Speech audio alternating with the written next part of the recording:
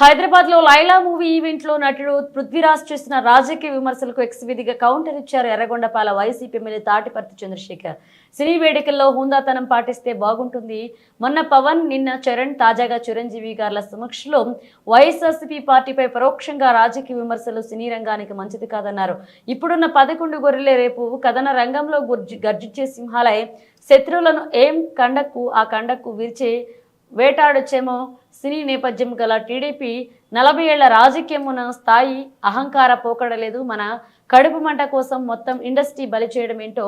రోజులు ఎప్పుడు ఒకేలా ఉండవనే విషయం సినీ పెద్దలు గుర్తుంచుకుని అంతర్గతంగా చర్చించుకోవాలన్నారు. మెగా కాంపౌండ్ వాళ్ళ నుంచి వచ్చినటువంటి కొంతమంది హీరోలు అనేక సినిమా కార్యక్రమాల్లో వాళ్ళు అటెండ్ అయినప్పుడు వారి యొక్క భాష చాలా జూచాకరంగా ఉంటుంది. పరోక్షంగా వైఎస్ఆర్ కాంగ్రెస్ పార్టీని కించపరిచేలాగా వైఎస్ఆర్ కాంగ్రెస్ పార్టీలోని ఎమ్మెల్యేలని, మంత్రుల్ని, గతంలో పనిచేసినటువంటి నాయకుల్ని, మా అధినాయకుడిని కించపరిచే విధంగా వారి యొక్క వ్యాఖ్యలు ఉంటున్నాయి. వాటిని వారు కాకపోయినా పక్కవారు చేస్తున్నా కానీ వారిని ఆపకుండా ఇంకా ప్రోత్సహిస్తున్నటువంటి పరిస్థితి కనపడుతుంది. ఇది సినిమా ఇండస్ట్రీకి చాలా ఇబ్బందికరమైనటువంటి పరిస్థితి తీసుకొచ్చే అవకాశం ఉంది. ఎందుకంటే సినిమా ఇండస్ట్రీ అనేది అందరి యొక్క కలయిక, కొందరి కోసం పెట్టినటువంటి ఇండస్ట్రీ కాదు. అది సినిమా ఇండస్ట్రీ ఈ విషయం మీద జాగ్రత్త పడాల్సినటువంటి అవసరం ఉంది. ఇంటర్నల్ గా చర్చించుకోవాల్సినటువంటి అవసరం అంతకంటే ఉంది.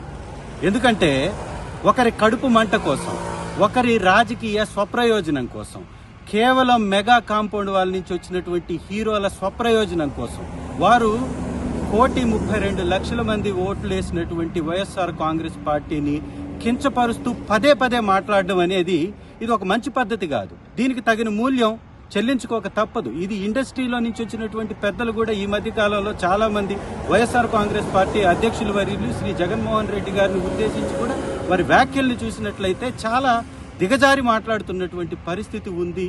ఇది ఖచ్చితంగా దీన్ని సవరించుకోకపోతే చాలా పెద్ద ఇబ్బంది జరిగేటటువంటి అవకాశం ఉంది.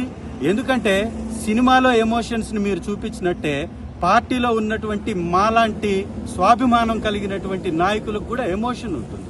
మా నాయకుడి కోసం మేము నిలబడతాం. కాబట్టి మీరు మాట్లాడేటటువంటి మాటలు హుందాగా లేకపోతే తగిన మూల్యం మీరు చెల్లించుకుంటారు.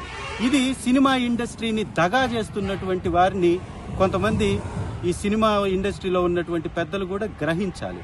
ఇది కొంతమంది కోసం ఇండస్ట్రీ అన్నట్టుగా వారు మాట్లాడుతున్నటువంటి విధానాన్ని కూడా గమనించాల్సినటువంటి అవసరం ఉంది. ముఖ్యంగా 40 సంవత్సరాల నుంచి తెలుగుదేశం పార్టీ నుంచి చాలా మంది సినిమా ఇండస్ట్రీ నుంచి రాజకీయంలోకి వచ్చారు. సినిమా నేపథ్యం ఉన్నటువంటి తెలుగుదేశం పార్టీలో ఉన్నటువంటి వాళ్ళు కూడా ఎవ్వరూ కూడా ఈ రకంగా దిగజారి మాట్లాడలే. చాలా మంది మంత్రులయ్యారు, ముఖ్యమంత్రులయ్యారు. కానీ మిగిలినటువంటి పార్టీల్ని ఈ విధంగా కించపరిచే విధంగా సినిమా స్టేజ్ల మీద మాట్లాడలేదు. రాజకీయ వేదికల మీద ఎలాగో మాట్లాడుకుంటాం, మళ్ళీ సినిమా ఇండస్ట్రీని కూడా దీనికి వాడేసి లాగేసి ఉపయోగించుకుందాం అనేటటువంటి కొంతమంది వ్యక్తుల నుంచి సినిమా ఇండస్ట్రీ దూరంగా ఉండాలి.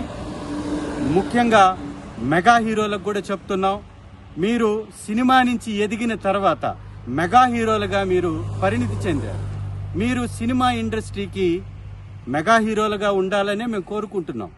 మీరు ఈ మధ్య చేసేటటువంటి కార్యక్రమాల ద్వారా సినిమా ఇండస్ట్రీకి దగా హీరోలుగా మారుతున్నారు. ఈ పందాన్ని మార్చుకోవాలి. మెగా హీరోలు కాస్త దగా హీరోలుగా మారటం అనేది మంచి పద్ధతి కాదు. అది ఇండస్ట్రీకి మంచిది కాదు, మీకు మంచిది కాదు, ఈ సమాజానికి మంచిది కాదని హితవు పలుకుతూ మీ యొక్క పందాన్ని మార్చుకోవాల్సిందిగా ఒక ఎమ్మెల్యేగా మీరు గొర్రెలు అన్నటువంటి 11 మందిలో ఒక వ్యక్తిగా మాట్లాడుతున్నాను. Thank you.